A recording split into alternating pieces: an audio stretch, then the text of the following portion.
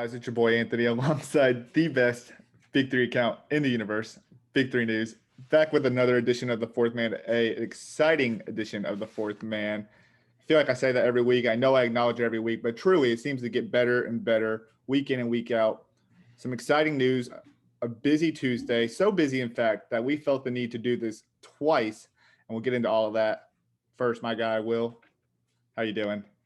I'm doing great. Like you said, it was absolutely a busy Tuesday, but I was so excited. I was waiting for all this news to finally drop. We knew it was coming at some point. We never knew when, and we got a little bit of like a heads up, but then it's just Yeah. like boom. So I'm super excited to get into it and just talk about everything that's Sa- happened. Same here. Yeah, we just typical Fourth Man episode. Luck. Yeah. Yeah, look, I mean, we always seem to record, and then it's almost like the Big Three is like pinged that we've recorded, and they're like, oh, okay, we can drop news now. Now is a good time. So we'll get into all of that. First, let's do some housework real quick. If you want to find the show on any social media, at Fourth Man Pod, at Big3 News, at A_Siggy across all social media platforms. Mm-hmm. If you want to watch the show on YouTube, fourthman.com, or youtube.com. We're not that big yet. youtube.com/fourthmanpod to see us and rather than just listen to our voices.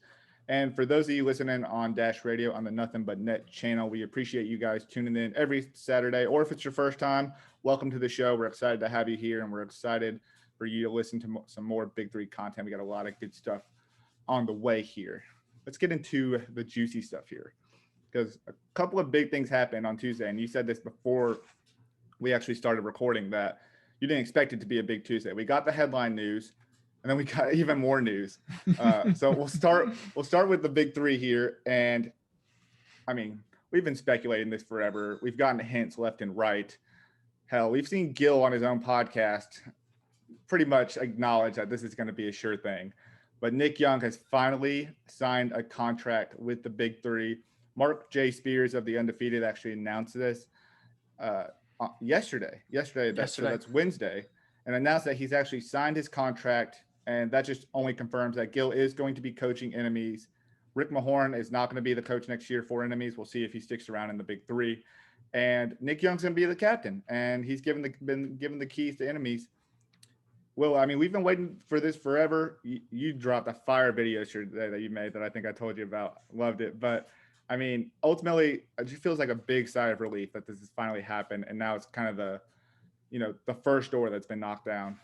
Yeah, definitely. I feel like we all sort of knew that this was inevitable in a way. We knew that Swaggy P was going to join enemies at some point, but now it's official. So we got it out of our way. Our first, they stopped referring to it as splash alerts, but I'm still referring it to it. Our first big splash alert, our first new captain. So we know that there are a lot coming in the future, but this is the first one. So I'm super excited. And, like I said, like we've sort of talked about before, I think this is just signaling a complete overhaul for enemies. So it's going to be very excited. I think it's going to be a very busy offseason for them. It was a very busy offseason for them in 2019 when they joined the league. But I think they aren't, what it is? I think they expected to be a lot better than they were in 2019. They got off to a 3-1 start. Gilbert Arenas got hurt. They had a lot of individual success, I would say, but team success was lacking. I mean, they had the second worst record in the league. After starting 3-1, I'm pretty sure they went on a losing streak to basically finish out the season. They were nowhere close to making the playoffs. And for them, that was unacceptable.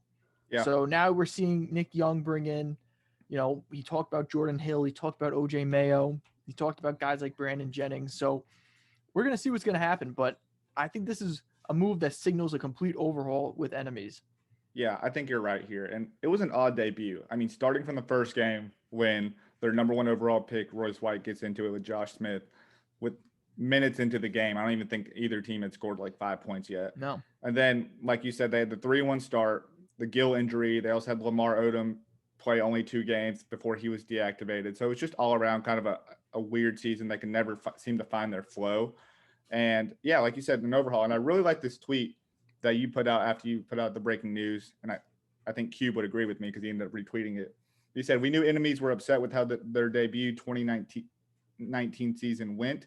The signing of Nick Young as a captain and promotion of Gil Arenas to coach signals sweeping changes for a team."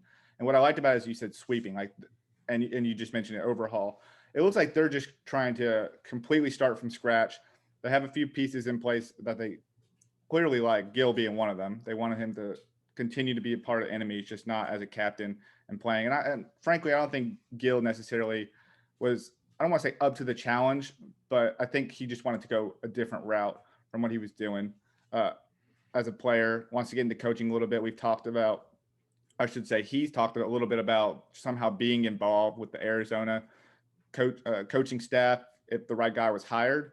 So ultimately, I think this is going to be a good move, and it's kind of just the trend that we've seen. We've seen a lot of guys go from player to coach, especially in the season 4 season. I mean, we know that Stack is going to be one of the guys doing that. We also know Mike Bibby is going to be one of the guys doing it. So Gil continues to keep up with the trend, and we're going to see what Enemies does. They did, Nick Young did mention a few names there, but a guy that we really like is Craig Smith, and we'll see if Gil maybe pitches to Nick like, hey, you can have everybody, but let me pick one guy that I want, because we've talked about Craig multiple times on the show that he had such a great season, and we think that he could, be a big contributing factor to this team outside of the guys they bring in. So it's going to be interesting. Perry Jones was also a co-captain, so don't know where he stands with the team or if he even plans to come back.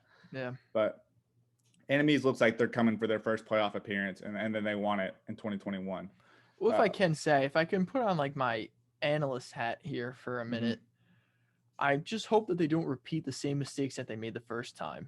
What do you feel like their big mistakes were the first time? I mean, it's very well documented that going into the season, I was low on Enemies. Right. That was sort of a whole ordeal. We know this. But one of the biggest things that I cited for them was, besides picking up, who was it? Well, they basically lacked Big3 experience. Yeah, they picked up Derek Byers after the Odom. Before trading for Derek Byers, I don't know if they had anyone that had any Big3 experience. Good point. I mean, I really did. I complimented Bivouac for picking up Dion Glover, because I just thought he was sort of like, a guy who has had success winning it in 2017 with Trilogy. He can sort of bring it in and help Reggie Diaz get adjusted to the league and things like that. Right. Reggie Diaz said, he said, Dion's was great, was just the way learning the rule set and all the different things you have to approach, all the different unique situations that your team could be in from the Big3 that maybe wouldn't be available in the NBA. But as far as, Enemies, before the acquiring of Derek Byers, they had nobody. It was a lot of big names, and I thought it was a well-constructed team, but if they were missing one thing, it was experience. And so we talk about Jordan Hill and OJ Mayo and all these other guys, and, obviously they still have a draft that they have to get through, but I just hope that, you don't pick up a bunch of guys who maybe look good on paper, but then come to it, they're shell-shocked. Yeah. And you say teams like Power and Triplets and even Three-Headed Monsters that have been doing this for years. Right. And they're just like, they know how the refs operate, what's a foul, what's not a foul. The style of play, exactly. Yeah, the style of play, the different situations, when to call a timeout, when to foul. I know that was a big thing with Bivouac. It took them a couple of games, Reggie Diaz was telling us, to learn when to foul. In situations in the NBA, we'd say foul. In the Big3, no, because it's possession after a certain. Yeah, and especially when you're in that bonus. I mean, if you're fouling and they're hitting the free throw, they're getting the ball back. So. Right, exactly. So, I'm just interested. I know Rick Mahorn.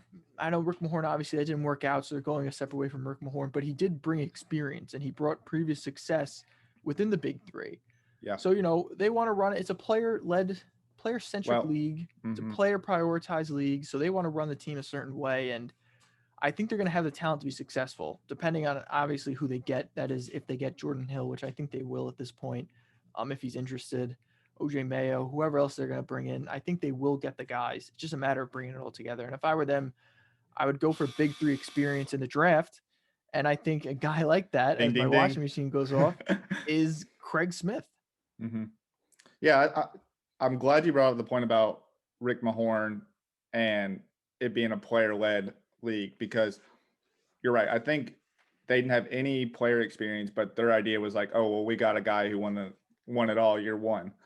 But within that, you have to think, okay, first off, there was been a lot of changes since year one. And then two, like you said, it's a player-empowered league. So you really need more experience from the players, because they're almost the ones like dictating pretty much everything outside maybe a couple of things. Like if you do have your coaches like Nancy Lieberman, Lisa Leslie, who bring a lot to the table and do a lot of scouting reports on their own. But I don't know if Rick Mahorn was necessarily doing that. And maybe that's just because he's already had success. So yeah, I think you're right. It would be beneficial for them to bring Craig back for more than anything, the Big Three experience. But if they're going to do something, I would maybe at least take the bivouac approach and just get one guy who's got experience. He doesn't necessarily have to bring a lot to the table, but just understanding the rules, understanding the physicality of play, understanding the style, really things that could be beneficial to just ultimately having experience and playing in it is going to be key for this enemy's team. So that's a really good point you brought to the table, and I think it's something that everyone should watch out for if you're listening to this. Just see how enemies approaches the offseason and the draft, and then we'll see how it translates to the court there. But all in all, Nick Young is with enemies. He's a captain, got the keys to the streets. I don't know if he's still playing in China or if he's already finished up, but I would imagine that like May, maybe even June, the drafting combine will be going on, but I'm sure he's kind of like recruiting now. We'll hear some of those names come. I'd have to imagine, and I'd have to imagine too, one of the things that Nick Young said to Gilbert Arenas was he's like, I'll play, but I got to talk to a few guys and see if they'd be interested. Yeah. Right. So maybe he's already talked to those guys. So now he's signed on. So Jordan Hill seems like the next big lock. That sounds it to me. I mean, the only reason why I hesitate with that is like, I don't know anything about what's going on with Jordan Hill these days. Mm-hmm. Is he in shape? He could just be like, I'm not interested. Jordan Hill is a social media guy? Is that just someone we're not following? He is a social media guy. I've started recently following him. I don't think he posts very often. Yeah, let me see. Dreadhead Jizzle. January 30th was the last post. I'm trying not to laugh at that. I don't know why I find that funny, but maybe there's more meaning to it. Okay, let's get to our other big piece of news that happened on Tuesday. We were like, okay, we got the Nick Young news. This is going to be great for the league. That's our headline of the day. And then really, it actually started with Joe Johnson being invited to try out for the Milwaukee Bucks. And that's huge. I mean, we didn't think that Joe would not get another chance after the Pistons, but we obviously know Joe's been playing in everything and anything that is basketball and has a league. But ultimately, you know, we're going up to the start of the Big Three season thinking Joe's going to be back with his triplets, and that's what he's gearing up for. Now he's got this potential chance to be back in the NBA. And what's so interesting with Milwaukee, okay, Giannis has been hurt. I think Drew Holiday just came back. But it's so crazy to me that all these teams want to hold on to the young potential that could be. And Milwaukee signed a lot of guys from the G League bubble. I think a couple guys to two-way contracts, tried that out. They've been playing more of Giannis's brothers, Thanasis, and now I think they're almost at a point where they're like, okay, none of this is working. We need proven experience. And they're like, let's go get Joe, the guy who's probably in the most shape out there, outside of maybe like Jeremy Lin, that's on the free agent market here. And sure enough, Joe's going to get his chance. We're recording this on Wednesday, so he's going to get his chance tomorrow. That's big time. I mean, what do we think of Joe's chances to potentially make the roster, maybe even just get a 10-day contract, because it is just a tryout? Yeah, I mean, I don't know. It'll be interesting to see what happens. I mean, we saw New Orleans take a similar approach with signing Isaiah Thomas to a 10-day, and it looks like that's just going to remain that, just a 10-day. But, you know, I agree with you. Milwaukee is a team where, in my opinion, if you want to talk a little NBA, Milwaukee is a team they're in a pretty desperate situation because they're a team that has been the best in the East by far for the last few years, but they never did anything with it. They didn't even get a finals appearance out of it. You know, I think they ran into Kawhi one year, and then the next year, I don't even remember. Did they lose Jimmy to Butler Miami? and the Heat, I think. Yeah. So that for them, they're like, all right, we're sort of on our last legs here. And I know signing Drew Holiday gave them, you know, I guess just that much more of an opportunity. But, you know, eventually you could roll players like Dante DiVincenzo, and Brooke Lopez is getting up there in age. You know, there's only so long you can keep this core together. Right. So I agree with you. I think they're looking for the proven experience. And I think Joe Johnson, you know, he's not a guard. They have their guards figured out. So I think there's a lot of free agent veteran guards out there. But if you're a team like Milwaukee, you just don't have a spot for them in your rotation. Mm-hmm. For Joe could absolutely come in and play that 3-4, you know, small ball 4, or probably he's more of a natural 3 at this point, in role, and then especially as a scorer off the bench for them. So yeah, which is And very you know what? valuable. That's a good too. The Milwaukee's a solid defensive team. We've known that. So Mhm. even if if the biggest issue with Joe at this point in the NBA level is defense, you're gonna have 4 guys around him that are gonna make up for that. Right. So I Not think to this is a mention you good have fit. Giannis. Right. And so I think this is a really good fit for him. Selfishly, do I want to see him in the big three? Absolutely. But at the end of the day, I just want to see if we can get Joe Johnson back in the NBA, that'd be great. That's Yeah, what this is all for, right? We can't sit here and say exactly. market the big three as an opportunity to get back to the NBA and then be disappointed or upset if someone makes it to the NBA. Right. I mean, Eh, how hypocritical would that be of us? Yeah, I think you're absolutely right. At the end of the day, the big three, I think, is a complementary, self-standing league, and there's a lot of guys that only want to invest their time in the big three. But we have been talking about this Joe Johnson route and avenue, and can't exclude the guy who started the route. I don't want to say start Right. the route, but made the route more public, and then be like, okay, you've done it once, you can't do it again. So completely agree there. And two, I mean, we talked about this a little bit, but Joe has literally been playing in almost every single basketball Yeah. league there is. Like, it would not be a shock, especially with the shape that man is in. That man's literally got like a 12 to 18 pack on there. I think he's just adding to it. So we can't dismiss the fact that he could potentially go from NBA season where he hasn't really played a lot of games if he does make the team, and potentially just playing in the playoffs, and then see him maybe in the big three. Now, again, that all depends on what kind of contract he has. But if he has a contract that just lasts till the end of the year, I could definitely see him going from the NBA, taking maybe a few days off, maybe in the first week off, and then getting back in the big three and getting, defending his title, defending his MVP.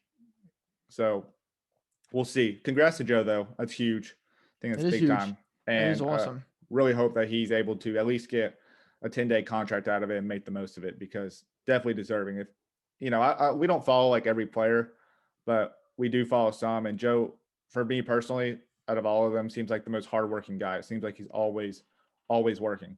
So Oh, for sure. No, listen, I mean, credit to him for staying in shape. yeah, You never know when the opportunity is going to come knocking. And that's like you his said, big thing, he's been right? playing in every possible avenue that he's had just to stay ready and stay in shape and just showcase his abilities. And now might be an opportunity. And even if it's not Milwaukee, Yeah, I'm sure it might be somebody else. So I don't know. I would love to see him though with Milwaukee. Honest to God, I think that's a very solid fit. I do too. But just like Joe says, you don't have to get ready if you're already ready. That's Stay true. ready. So congrats to Joe there, and solid Tuesday, just in terms of Very solid big Tuesday. three guys. So shooting for more of those days for sure. Well, it was so funny too because right, so the day started off with, which is where we thought we were gonna get like our little mini headline of Yeah. Jeff tweeting like, "Oh, big news is on the way," Hmm. and we're like, "All right, well, what does that mean?" Because sometimes there is news, other times there's nothing. So I was like, "Oh, well, I hope there's something," and then literally like 3 hours later, we were like, "Oh my god." So I would assume that Jeff tweeting that must have been when the news came in that Nick Young was joining. Right, right. That makes a lot of sense. And And who I knows? wouldn't be surprised if Nick Young was like, I'm joining and so and so. Yeah, that's true too. I was And they were thinking like, all maybe right, well, they let's got announce more one than at a one piece time. of.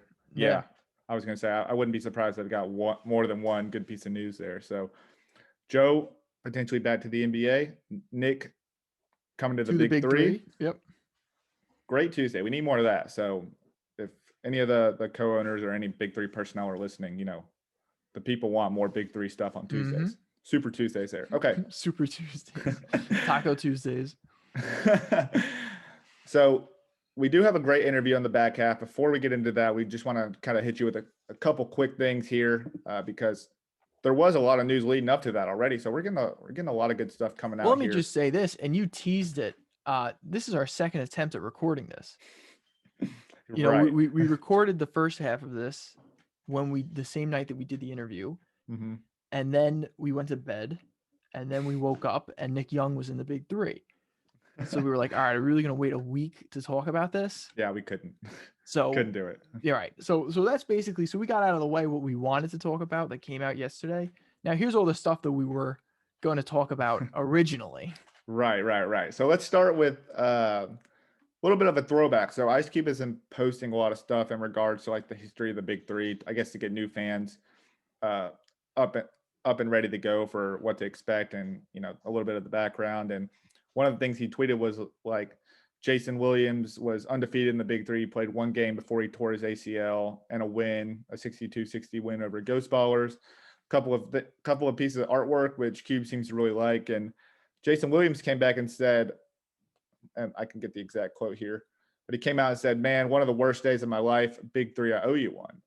You know, and for us, well, he thinks of it in a little bit of a different way. For me personally, I'm thinking like, oh man, does that mean like maybe he's going to make a return? Like that'd be super sick. Maybe does he get involved in some other way, like maybe a member of the board or coaching? Well, I know that your brain works in different ways, and you had other thoughts there. Well, when we originally were recording this, I think what I said was, I was like, in my opinion, I owe you one. Like, what is that? Like, One you know what I mean? torn ACL. Like what does that mean? Like, I owe you a torn ACL? Like, that to me could only mean like I owe you another season, you Yeah. know, or at least I owe you a return Yeah. in some capacity. A cameo appearance or something. Something. Get on that, Oliver. But but you know, I don't really know what else that could mean. You know, then we got started talking about medical insurance, and we were like, well, maybe he was talking about, you know, I owe you one because they took care of him afterwards. And then that was an interesting question that we brought up. Like, if you get hurt in the Big Three, is there an insurance to cover that? I have to imagine. This is definitely the more informational take. Like the first take was definitely like two guys who get into like improvisation class or something, or just like trying to like build off like each piece of each word that's coming out. But yes, yes, I do think that there's only one other way to think of that is he owes Cube one, and it could potentially mean maybe Like, just I like owe a you brief one. return. Yeah, maybe a brief return. I appreciate, you know, thank you for taking care of me. Yeah. But he said, he was like, I owe you one. Yeah, and well, I was saying too that I think Jason Williams might do a little bit of coaching for his son's team. I could be wrong about that, but maybe he wants to get into coaching. We see a lot of guys Possible. who it seems like they are more inclined to like try to get involved with these young guys, like the young basketball player in the next generation, because it just seems like a lot, maybe I don't want to say they don't have a lot of respect for coaches that haven't played before, but I think they have more respect for guys that have played. And maybe that's just the approach they're taking. Like it's up to us to lead the next generation. Well, we saw that with Kobe, right? I mean, Yeah. Kobe loved just sort of being like this. I think he like described himself as like the old like hermit that like you would like come seek out, and he would like train you, right? Almost like Yoda, you know? Yeah. So I think that, I mean, and to be honest, like that is cool to do, you know, especially if you're held in such a high regard as he is. And Jason Williams obviously is held in a very high regard, especially for his passing and just the way that he was able to play. So, you know, definitely, I think, you know, at some point it comes a time where if you can't give, or, you know, you give back. Yeah. So for a lot of these guys, I think that's a lot of the fun that goes into basketball these days. You can't be playing, then you're just giving back, and you're giving back your knowledge, your experience, and, you know, your skills. So I don't know. Listen. I would love to see Jason Williams back. I thought he was perfect for the league the first time that he came in. I thought his game was going to translate amazingly. He played very well that in the limited time that we saw him in that first game. I Yeah. mean, Cube said, "You want to talk about it?" Cube said, "Does three-headed monsters win the championship that season if they have a healthy Jason Williams?"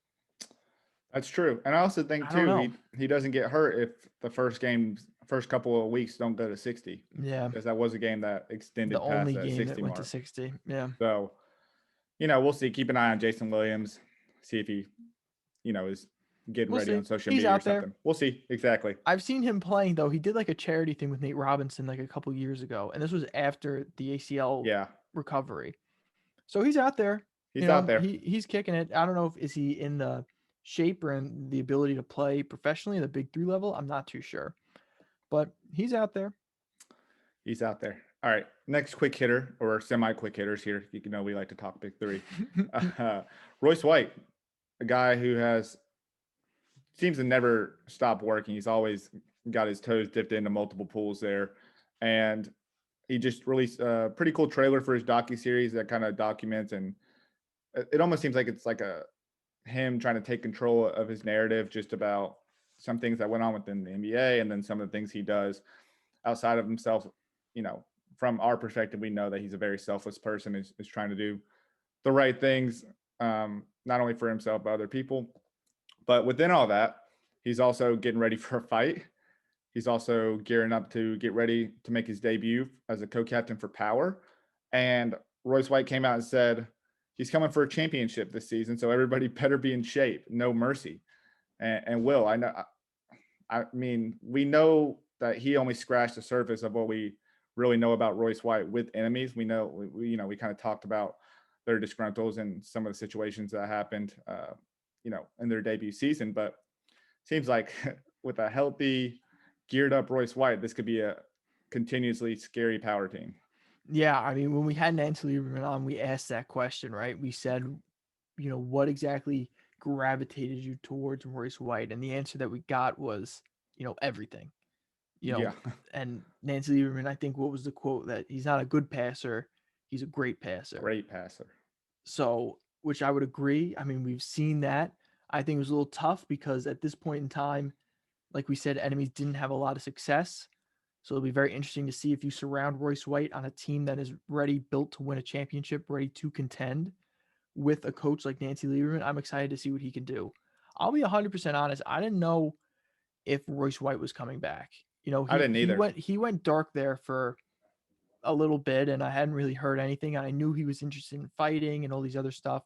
So I didn't know where his priorities were and what interest the Big Three had at that point. But with this docuseries, like you said, coming out, that's featuring a lot of Big Three Three footage highlights, that we pretty haven't sick. seen before, and just after talking to Nancy Lieberman, who said she's been in constant contact with him, I didn't realize just how exactly motivated he was.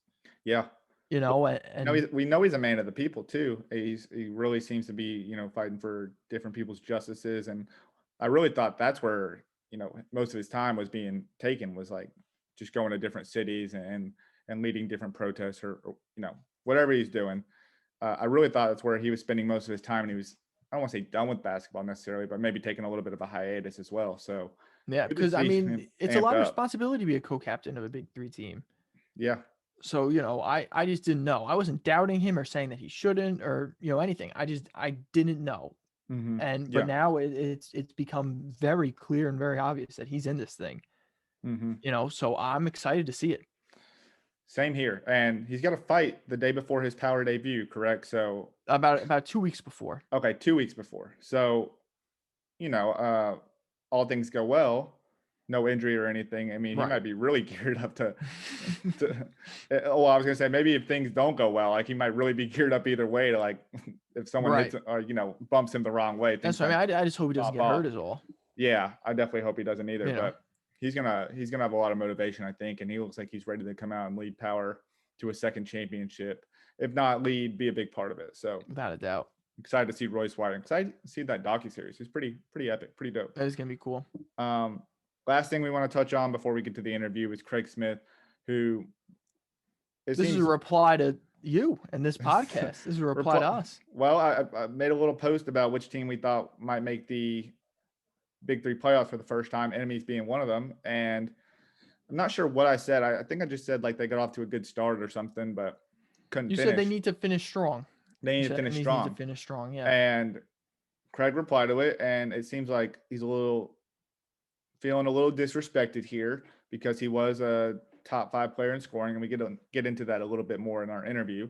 But Craig basically replied, I still was a bucket, sick of being played like I wasn't top 5 in scoring as a second round pick. None of the first rounders averaged what I did and still got love. What's up with that? And I think a lot of that is in result of the Big Three. Really, I mean, frustration sits with the Big Three highlighting guys who haven't even played in the league yet and proven themselves. They're only highlighting big names, and the Big Three continuously has lived by the slogan, it's about your game, not your name. Yet, in Craig's eyes, they're not really going, living by living by that slogan. So, Craig, I feel like he does have every right to feel disrespected at this point. Yeah, I agree. And I think the biggest thing for me is the fact that, so he wants to be a captain, right? Mm-hmm. And a captain, I didn't know when he said captain if he meant like a captain or a co-captain, but it seems like no, like he wanted to be a captain of a team. He wanted to lead a team, which, there's only 12 spots available. So maybe, but after one season, he absolutely had a phenomenal season. But like we said, there was limited team success, and he himself played individually well, but I don't know if I was expecting him to be named a captain. I mean, we saw someone who took a similar route to him, Andre Owens. Andre Owens did what he was doing for 3 seasons. Yeah. and they got Until named he 2 was seasons, I should say, and then named a captain. right. So So, I think I think I would have been surprised if they named Craig Smith a captain right out of the gates. But as far as a co-captain, I have to agree. I think from a strategic standpoint, he was a top 5 scorer. He was very mhm, good. mhm. He put the ball in the bucket for a majority of the season. Did that Oh, that's how translate? you play. Yes. Did that translate to team success? No, it didn't. And we've seen a lot of good players on bad teams join a better team, and maybe their role changes a little bit, but they help out tremendously. So for Craig Smith, I think it'll be interesting to see exactly what happens. But at the end of the day, what does it say about the level of talent that's coming into the Big Three if you allow a previous top 5 scorer to go back into the draft pool? In my Yeah. opinion, if you're a team with a co-captain spot, why wouldn't you pick him up? Yeah. Are you going to recruit somebody that you feel could do better than a top 5 scorer in 2019? I mean, if that's the case for every single team, then I'm going to be very interested to see these names that we get. Well, agreed. And looking at it from this perspective, okay, the Big Three has highlighted guys on their social media like, who do you think might be playing? And it's all these guys that never played before. And then, we saw how David Hawkins, his, MVP candidacy season led to him being a co-captain. And then on top of all that, he quit, I think he's seen the No Chill podcast with Nick Young, where Gil was pretty much offering him the team. And when they brought up Craig, Nick wasn't really sure about it. I think all of that leads to a little bit of frustration. But at the For same time, sure. if I'm Craig, I'm motivated because I'm thinking, man, there's no way I'm not a top 5 pick next year. And Right. if everything swings my way, I might be on a really good team and help push one of these contenders over the top. So, I I mean, understand if his you're Craig frustration. Smith, yeah, exactly what you just said. If you're Craig Smith I'm looking at it from more of a team perspective. Mm-hmm. But if you're Craig Smith, you're absolutely you're going somewhere. You know what I mean? No I doubt. mean, No there's doubt. no way a top 5 pick isn't getting Yeah, I mean, drafted. I mean, as good as a shooter he was, and I know he did more than shooting, but just adding his shooting touch alone, I mean, Right. that's going to bring a lot to the table. It seemed like he was knocking down shots left and right from the 3-point line. That's something that he really worked on, he said. So uh, I'm motivated if I'm Craig, but I understand his frustration. Do think there is a little bit of a lack of respect. Um, in between the hiatus, it's almost like the Big Three. I don't want to say the Big Three, but maybe people in the Big Three community maybe forgot about what he can bring to the table. I mean, So I would say the Big Three as well. the Big Three, yeah, I maybe mean, so because let's be they had him honest. on their social media. They were doing He was some a inside big the film room. presence on Yeah, social media, YouTube, and then since they've sort of come back, it's been all, Nate Robinson, Joe Johnson, and Steven Jackson, which I get everybody. it. You're bringing the names Mhm, back, mhm, but exactly what you said. I believe we said this off the air. The Big Three always says it's about your game, not your name. mhm. So if that's the case, then you're gonna have to start getting your fans familiar with maybe the people they haven't heard of yet, Yeah, especially someone that performed like Craig Smith. So listen, I don't want to make this all about, I don't want to make this the Craig Smith political campaign, because at the end of the day, he had a very good individual performance on a crappy team. mhm. And, for the reasons for that, absolutely, it's well documented. We've gotten into it. Did Craig Smith deserve to be one of the 12 captains in this league? I don't, unfortunately, no, I'd have to disagree. I don't think so. Yet, when expansion time comes around and Craig Smith's still doing what he's going to be doing, then sure, absolutely. But a co-captain, I mean, at this point, I would believe I that would see some why team not. strategically is like, we're not going to let this guy re-enter the draft. Yeah, yeah. With especially we don't know how the lottery is going to be set up, so I wouldn't be taking that chance. There's plenty of co-captain spots out there, and if he links up with the right guy, I think he's going to be a valuable asset. And I think too, he's just got more of an investment in the Big Three. As long as they're invested in him, and if you bring him in, make him a co-captain, who knows? Maybe he scouts the right people. He's played in the NBA. He knows plenty of people, so who knows? He can bring to the table and get to enter the draft potentially, so that his team can draft him. Um, that being said, we talk a lot more about Craig Smith on our interview, so It's a very Craig Smith very episode. Craig Smith centric, but it'll make a lot of sense. We appreciate everyone who tuned into the first half. We actually sit down and talk with Jordan Daly, who, from a brand standpoint, represents Craig Smith, Mike Taylor, and I think he's starting to do a little bit of work with Mike Bibby. He's also the founder, and that's with Daily Media, which he's the founder of. Also the founder of Crown Hoops, which is a sports media outlet there that does a little bit of different things than maybe everybody else out there in the market. So pretty cool stuff. We got a little bit of insight between the guys he's representing and how they're feeling coming into the Big3 season. So we're super excited about that. Just want to reiterate, we appreciate everyone who's tuned into this half of the episode, and let's get to the interview with Jordan Daly. Now let me end it on this. I just want to say one more thing, and then we'll get to Jordan. A team to watch out for. Killer threes. Killer threes are up to something. Not talking about, we're no longer talking about Craig Smith. Killer threes are up to something. They, in my opinion, have the best captain slot in the league available. You get to be captain of a ready-made championship contender. They have to make a big move. Losing Steven Jackson was tough. He was a top 3 player in the league last year, and you lost him to Trilogy. You need to make a splash. And I have a feeling that that's exactly what they're about to do. You heard it here first, folks. Let's get to Jordan. Record. All right, you good, Will? Yes, sir. Cool, let's get going. Okay, today we have another special guest on the show who works closely with a couple guys in the Big3 and a couple guys that we're big fans of as well. Founder of the sports media outlet Crown Hoops and also the founder of his own marketing firm, Daily Media. Welcome to the show, Jordan Daly. We appreciate you coming on, chopping it up, talking some Big3 with us. Yeah, thanks for having me, guys. I'm really excited to be here. I've been following your guys' page, since I kind of found out about the Big3, and I've learned a lot about the league just through you guys alone. So thank you for doing what you guys do, helping bring exposure to the league. Appreciate that. Yeah, and I gotta say, let's just start off here. The content you've been putting out lately, just the different graphics, on fire. The video game cover have been on fire, on point. So Thank you. I appreciate that. we'll plug you a little bit later here, but definitely people need to be following if they're not here yet. Want to start off with a little bit of your background because, when you go on your social media, it looks like you've had some of your work be featured on some pretty big name outlets there. Want to know, kind of your background and how you got to where you are today. Yeah, sure. So, long story short, I started college in a military school in Vermont. I was supposed to commission in the Army, ended up having 4 back surgeries, so that didn't happen. So I ended up transferring to SNHU, Southern New Hampshire University. And from there, I kind of started majoring in sport management.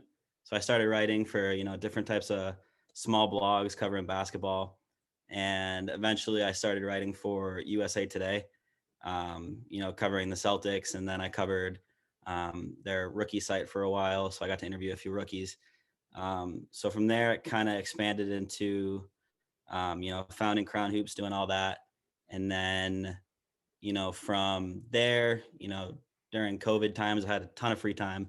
I started reaching out to a few different, pro athletes, sent a bunch of different DMs, probably sent a couple hundred DMs. And the first person to respond was Mike Taylor.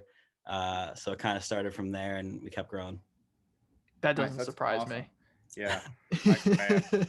Mike's trying to get his name out there too, though. So it does not surprise me. And he's an awesome guy as well. So would you say that initially you were going to be a journalist or you're going to take that route? And then when COVID kind of hit, you kind of put things into your own hands where you're just like, hey, if I'm going to make this dream of mine work, at least in the media space here, I just got to do it myself. Yeah. So actually I had accepted a job offer last March. I was supposed to start, but the day I was supposed to start was the day everything shut down in Boston because of COVID. So I lost that job. So it's right around there when I started, doing a lot of freelance work and all that. So I think it was during the TBT tournament when I reached out to Mike. He was out wherever that tournament was, I forget.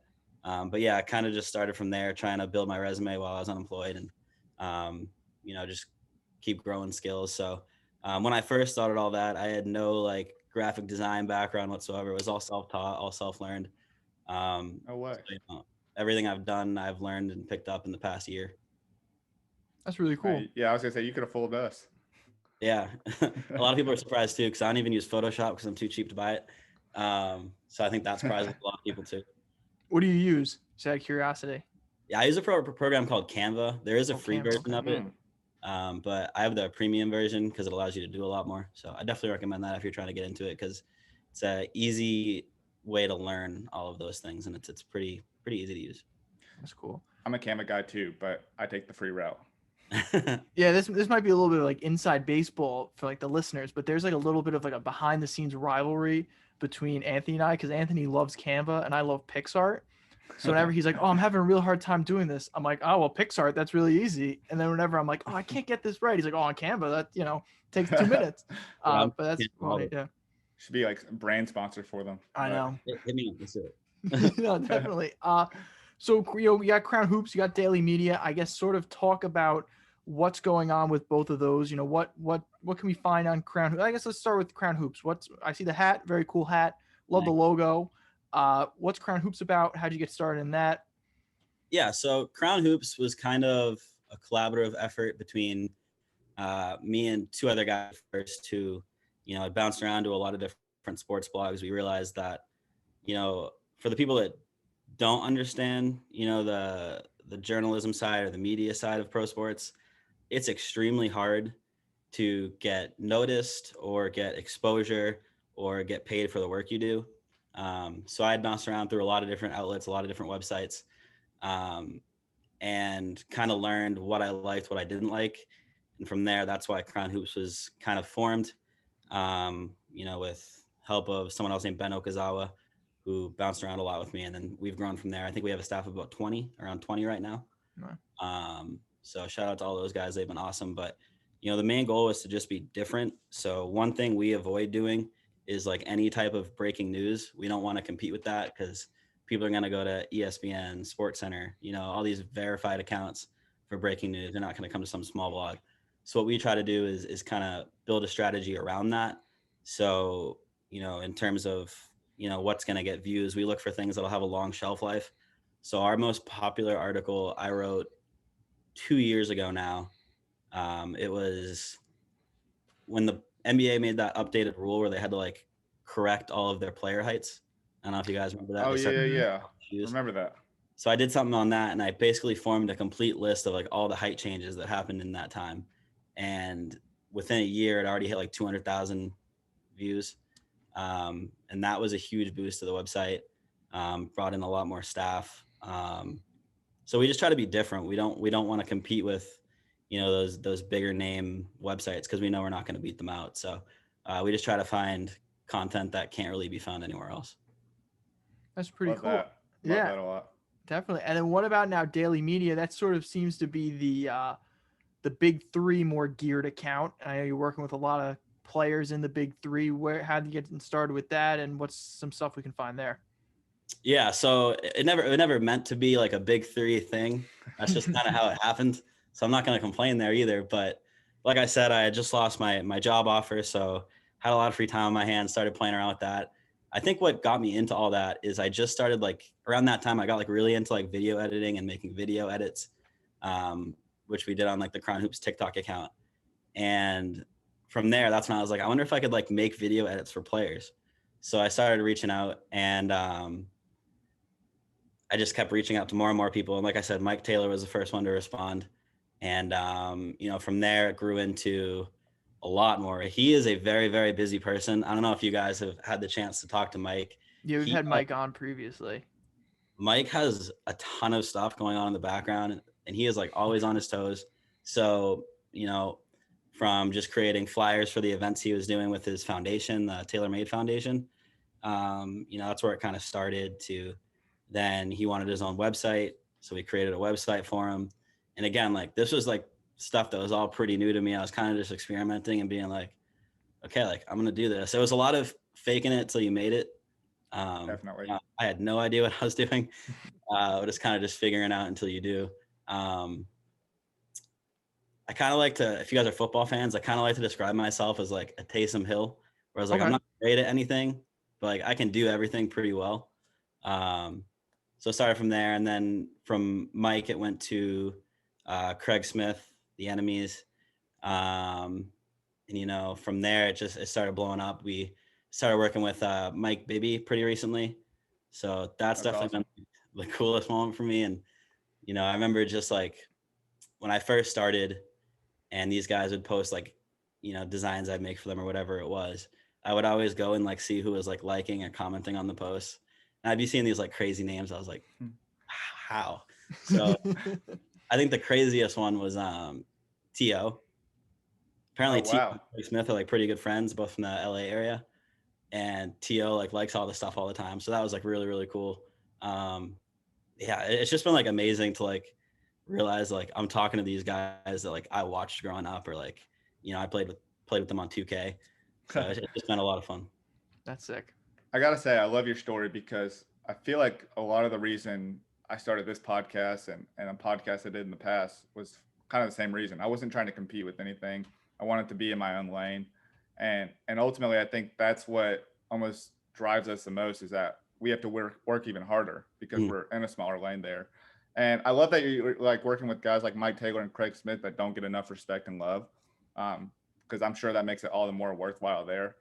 But that's super cool to see. And then I mean, To, that's insane. Yeah. I'm a big fan of To just because I went to the same college he did. So Okay. same alumni there. I try to like tie that in, but that's really cool. So who are some of the other guys that you're working with outside of those three? Is it strictly just the big three, or are you kind of expanding as you're kind of growing this thing? Yeah. So pretty consistently, it's been Mike Taylor, Craig Smith. I did a lot of work for Jermaine Jones, who's outside of the big three, ex-NBA player. I did a lot of work for him in the past. Mike Baby we're starting to work with. And I've done a lot of, individual posts, not necessarily working with someone, but they picked it up. So Jamari Amoon posted one of my designs earlier today. So it's kind of just been posting things like that and seeing who will repost it and then kind of start a conversation and go from there. Mm-hmm. So, Joe Johnson reposted the Big3 cover design the other day. Dope. Killed me that it wasn't from my account, but I'll take it. Yeah, like someone else reposted it and then he reposted that one. But it's still great. It's all exposure, so I'll take it. It's just about kind of growing and seeing what we can get. I'm trying to go to Vegas in July for the Big3, and hopefully I can network a lot there and kind of build even more from there. Yeah, that'd be cool. What was your affiliation or even, your perspective of the big three before working with Mike and Craig there? Yeah. So, I'll be honest, I had never watched a Big3 game prior to, so I guess I still haven't even like seen one like live. A lot of YouTube. Yeah. It's been a lot of YouTube. It's one of those things that, me and my friends saw posts about on SportsCenter every once in a while. And it's really funny because one of the more notable clips I remember is Will Bynum, and Mike, if you're listening, I'm sorry for bringing this up again. Will Bynum destroying Mike Taylor's ankles. That was kind of like one of the only clips I'd remember seeing from the Big3. But, what I find crazy, and I've talked to Mike and Craig and all these guys about it, is the potential I think this league has. I think it's kind of just the beginning for them. They had a lot of big names come out in year one and some kind of step back from then. But I think the potential is through the roof. Especially with, the way I see college basketball going, if they could find a way to try to get, some guys straight out of high school, I think that's a possible unique way they could go. I know I've seen you guys talk with, ex-college players. You had Mike Dama on the other time.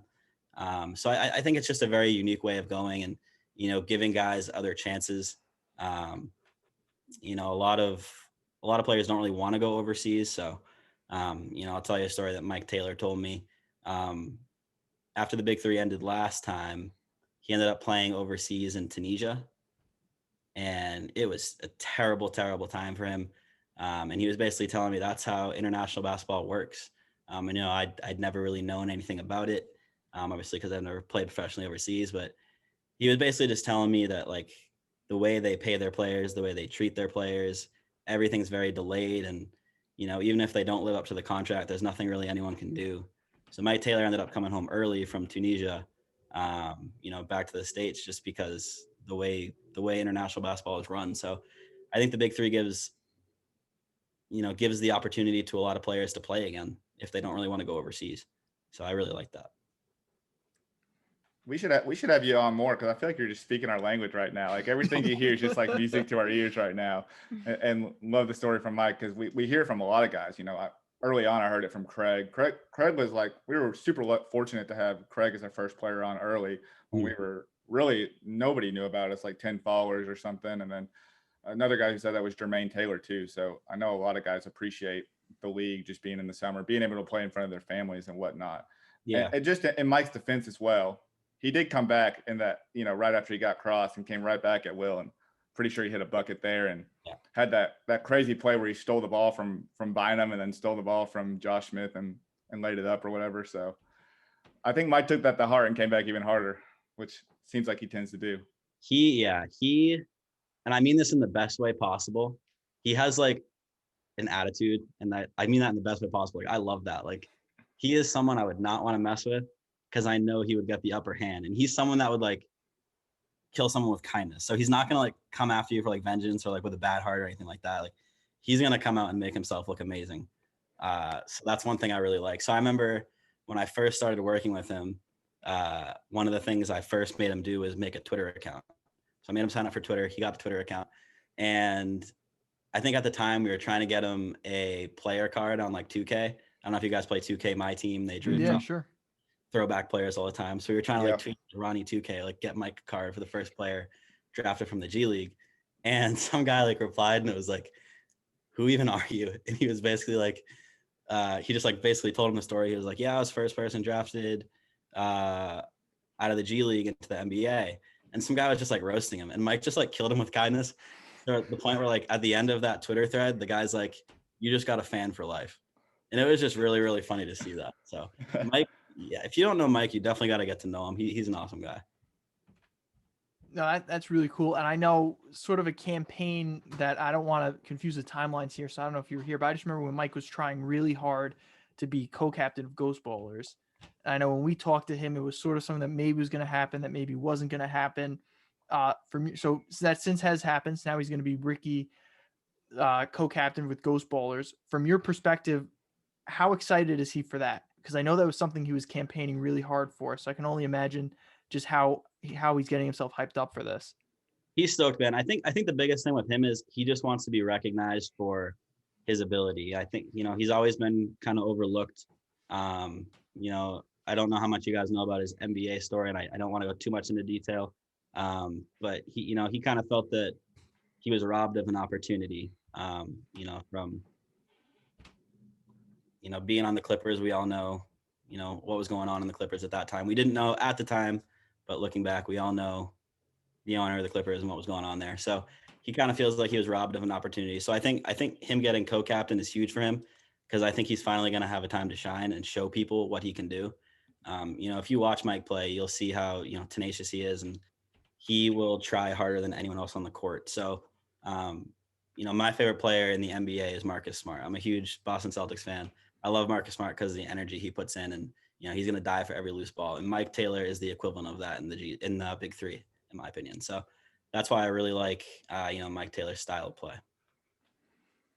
And so now, yeah, absolutely, I have to agree with that. I mean, seeing Mike last season, or I should say 2019, he was electric, right? He was someone that I don't think too many people were familiar with, including myself. I'll say that. And I just know this, every time Mike Taylor came in, he was sort of a name that you don't really hear a name sort of circle around too much, but we were hearing from guys in the league like, oh, you got to see this kid Mike Taylor play. And I was like, all right, I'll have to check it out. And then I remember seeing him, really focusing on him for the first time in Ghost Bowlers.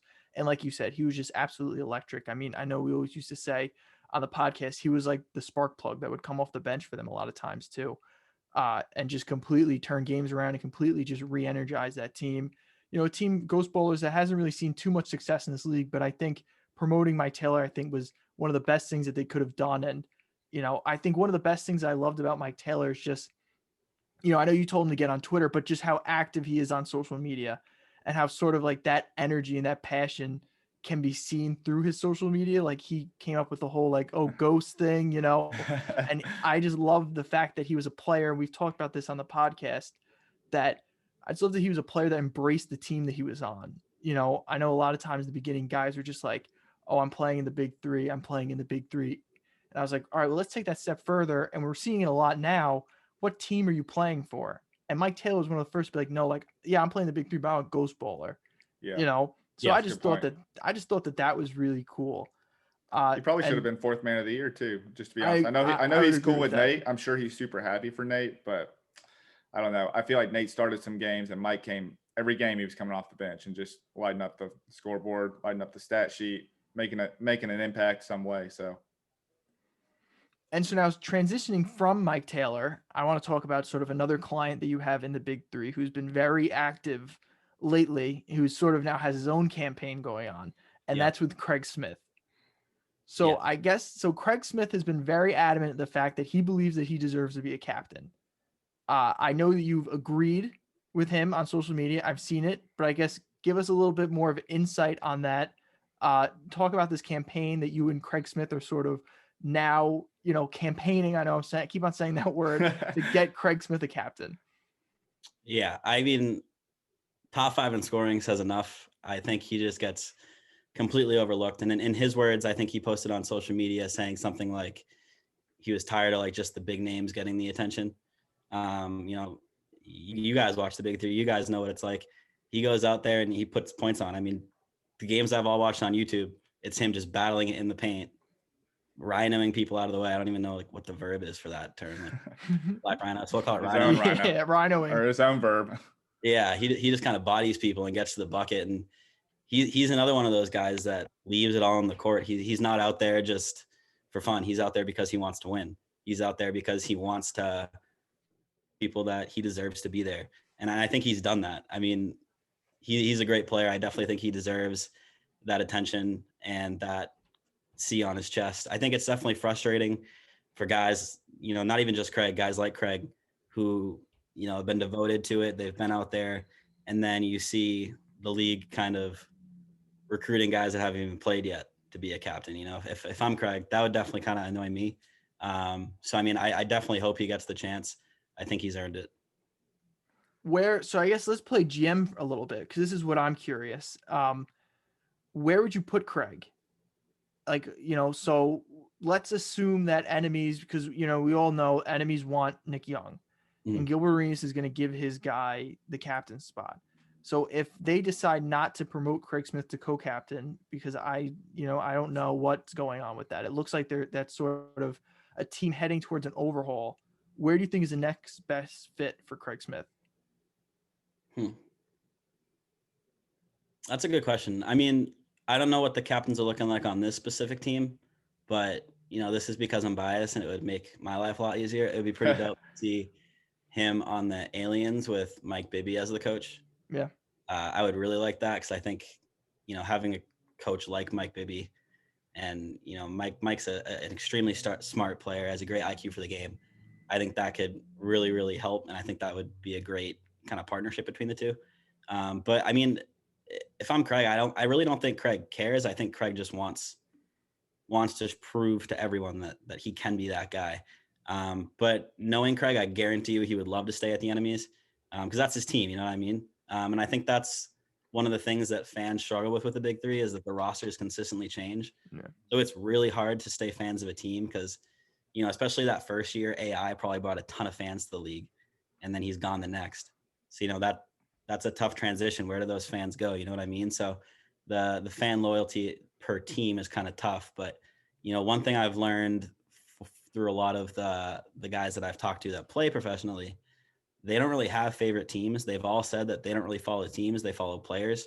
So I guess that's why, if the league is built by the players, it makes sense that it's like that, but it's tough for the fans for sure.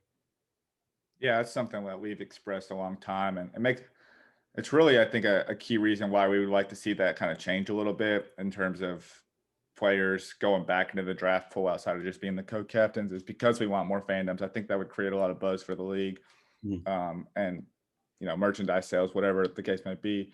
And the weird part it sounds like Craig does love the Enemies team, and that's like really what we saw early on when he was drafted and everything, because they were over there like training. I remember like one video, Will, I don't know if you remember this, but they like climbed the fence to get into this gym.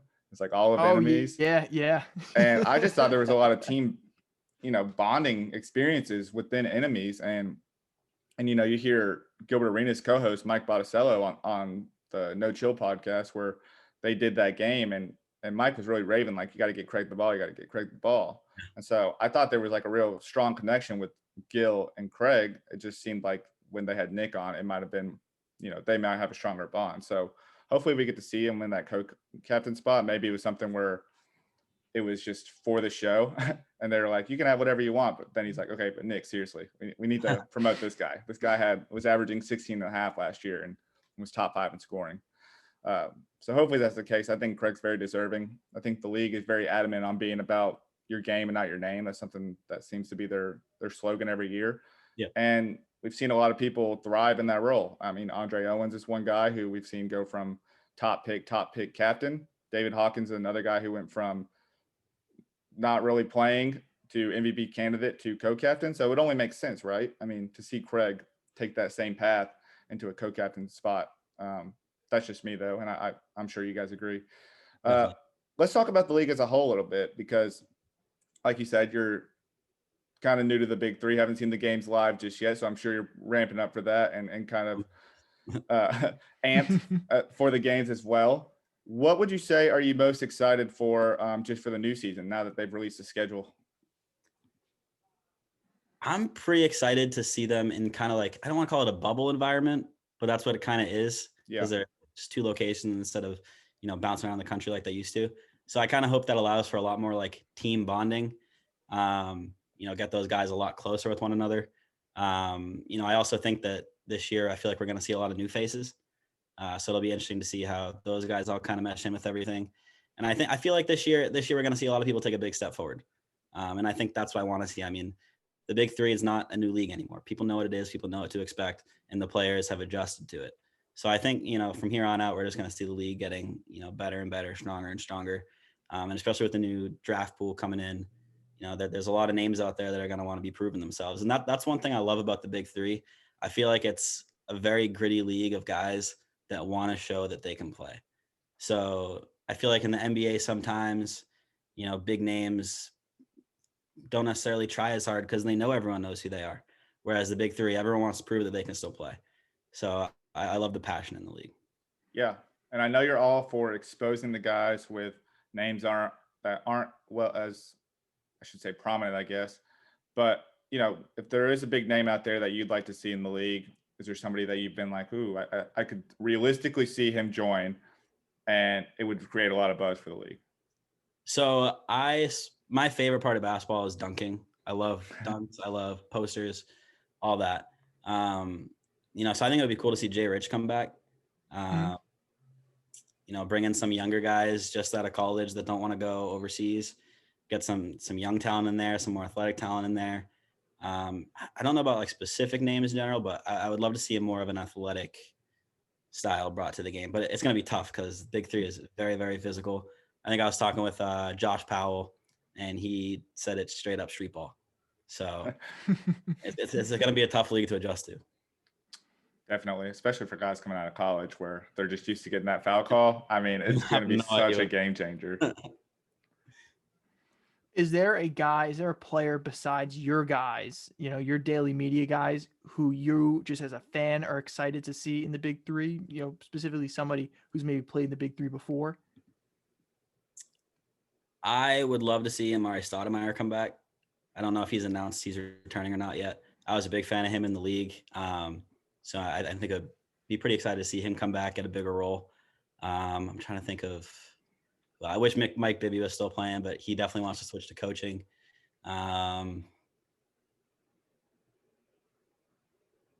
It's tough. And obviously Joe Johnson. Everyone loves Joe Johnson. Yeah. And I know he already announced he's coming back, so I think people are excited to see him. I like how he's kind of established himself as a face of the league.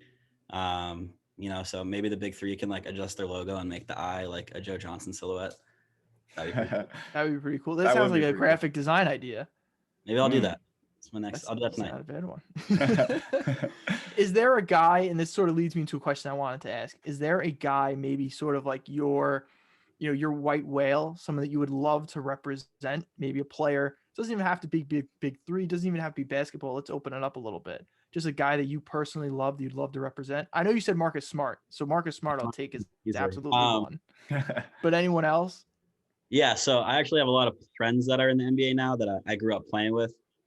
So Terrence Mann of the Clippers, Wenyen Gabriel, who's bouncing between the G League and I think New Orleans now. I grew up playing with them in the AAU circuit, so I think it'd be cool to like work with them. But yeah, definitely Marcus Smart. If there's any one person, Marcus Smart's my guy. I would battle to the death in defense of him. My friends hate him because they think he shoots too much, but nah, he needs to shoot more. That's awesome. He was a big scorer, like when coming out of Oklahoma State and stuff. Like he was really well known for that. I know he's kind of found like his role, I guess, and everyone says it's all about doing like one thing great rather than like trying to be the guy every time. But I do think like progressively I've seen him more offensively, like grow his game and take more shots. So that's pretty cool to see. And I don't know how I feel about Marcus Smart, but we can talk about that another time. Marcus Not a Smart. lot of people don't. Not, a lot of people don't like him, so it's okay. So I'm a big James Harden guy. So what rubbed me the wrong way was that game a few years ago when Charges. the 2 charges. I was so upset with it because I'll go back and watch that game and I'm like, okay, those were pretty fair assessments. But I remember watching that on like my phone and just being like, man, this guy just get out of the way. Come on.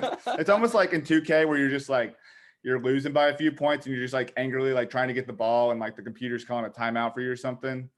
And you're just like, give me the ball. And someone's just like standing right there and you just run them over. You're just like, oh my gosh, I just can't. I just go crazy after those things. They were blowing us out that game too. And we came back and then Marcus Smart did that. Yeah. I was screaming in my living room. That was a great game though. Want to ask more from like, I guess now working at, I guess owning your own marketing firm here, and working with different clients. What's something that you've learned throughout your brief time as an early marketing agency representing these guys and some things that you've been able to pick up?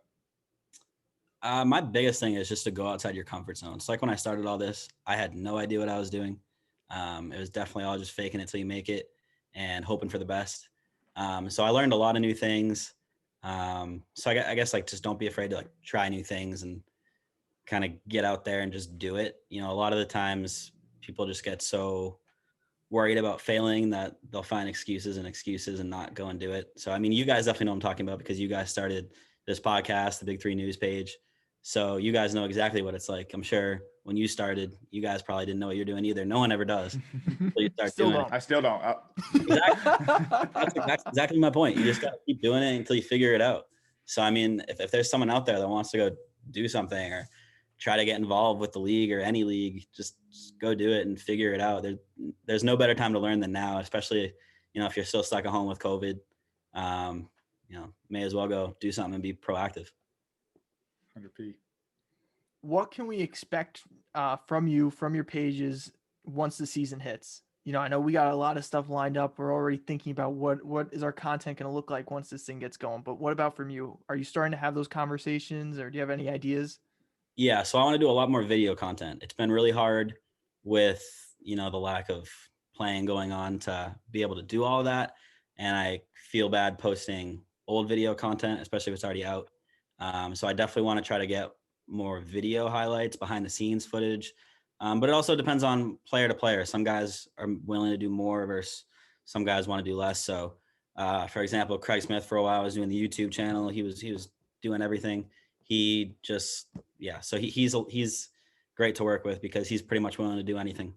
That's awesome. So I would love to see like behind the scenes footage, kind of bring the fans, into the Vegas bubble or the New Orleans bubble, show people what they're like. But again, that's all up to them if they're willing to do that. So that's a conversation we'll probably have pretty soon. Yeah. And I think too that like we just need more content from Craig and Mike because they've only played 1 year, They have outstanding years and there's a lot of content within there, but I'm sure that you want to like work with a little bit more. So that's going to be fun to see as well as the season starts. We've all talked to individually about that. I wish the Big3 itself would post more as well. They're pretty quiet about that respectively. So I definitely wish. I know they have like some team pages. Some teams have like pages and some don't. None of them are official. None of them are official. None of them are official. Some of them are. I realized that the Big3 were following some of them. Okay, but that's good to know. The only one, I will say this, the only one is Enemies. Yeah, I was going to say. We don't know that's who like an runs inside. It. Yeah. Inside person running that account, we think. That would be a good question for Craig, actually. Who's running that? No idea. They have zero idea. I don't want to call cap on that because I don't think Craig's lying. But that guy has like post some videos of some stuff that like it's definitely like you talk about behind the scenes. Like it's That might have been something. where I saw that enemies like team bonding Yeah, that's what I mean. page. How do you have video of them jumping the fence? I don't know. It's Stalker, I guess. That's what I mean. I don't know. it's the That's most one of the big active. It's the most mysteries. followed. I think it's one of the most entertaining. That's so One of the interesting. most devoted. Yeah. Yeah, I definitely wish they were more active. I feel like sometimes it can, rob the players of, potential opportunities. If the Big 3 could find a way to get fans more involved, Mm-hmm. I think that would be huge, to get more like fan engagement going on. I know Mike Taylor brought up the fact that he wants mascots in the league. That would be sick. Right? That'd be That's cool. hilarious. That'd be really that would cool. be cool. Yeah, if Mike never wants to play again, he could be the mascot. I think that would be hysterical. He would never agree to that. You just do like the Charlie Brown like ghost with like the white sheet and like the 2 eyes just running around the arena. That'd be pretty funny. That'd be really That's a cheap But, option. Yeah, like, that'd be a pretty cool way to like get fans involved, especially like younger kids, to get them involved into leagues, because that's how you build a fan base. Start them off young. Yeah, well, that alludes back to your point, as to why they need to kind of change the rules. That's something that we talked about too. Is just seeing player bounce team to team. It's cool. It was cool for the first 3 seasons, but I think as this thing continues to grow a little bit, we want to see a little bit more of continuity. And I think even guys like we've had a few players and coaches on here that are under the impression like their guys are coming back, and we're under the impression like, well, according to the rules, doesn't seem like that, So I think there needs to be more of a black and white type rules there, I guess I should just say. Yeah, and I think it's tough for the fans too, because sometimes they just have no idea what to expect. I mean, they may go out and buy a player's jersey to find out next year he's not on the team anymore. Right. So that's really tough, especially for the guys that don't even come back to the league, which obviously is no fault on anyone's part. But if they could find a way to definitely make it more consistent for fans to follow, especially where teams aren't really affiliated with a city either, it definitely makes it tough. But if they can make it work, I'm all for it. For sure. I mean, Andre Owens has switched teams every year, so that like if someone could have 3 Andre Owens shirts, we don't even know it. That's a lot of money. Definitely. Hey, Jordan, we really appreciate your time. Really appreciate the insight. Best of luck to you as you move forward with Crown Hoops, but more importantly for us as a Big 3 perspective, daily media. We're excited to see the content you produce. Last thing, I just want to open the floor for you here. I know you got a lot going on. If you have anything to plug, if you have anything coming up that you want to highlight, let our listeners know about, we definitely want you to be able to talk about it a little bit. Thanks. Yeah, I mean, just daily media and Crown Hoops.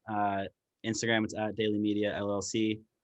Crown Hoops is at Crown Hoops on all major platforms.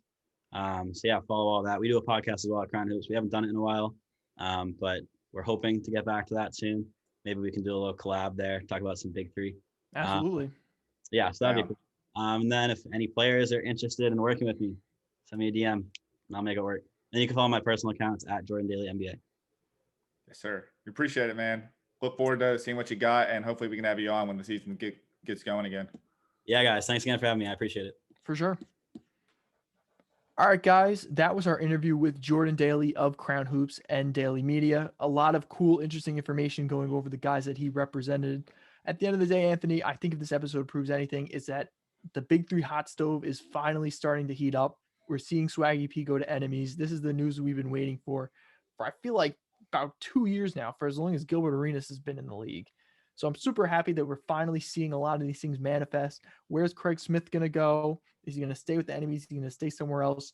Royce White with power. There's all of these storylines already developing. Will Joe be back with triplets? Will Joe be back with triplets? That's another huge one.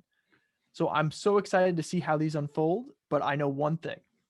Whatever happens, we're going to be here covering it.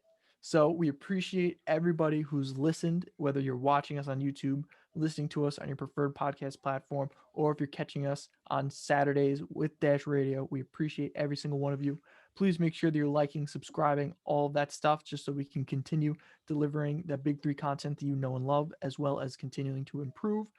So we thank you guys, and we will see you next episode.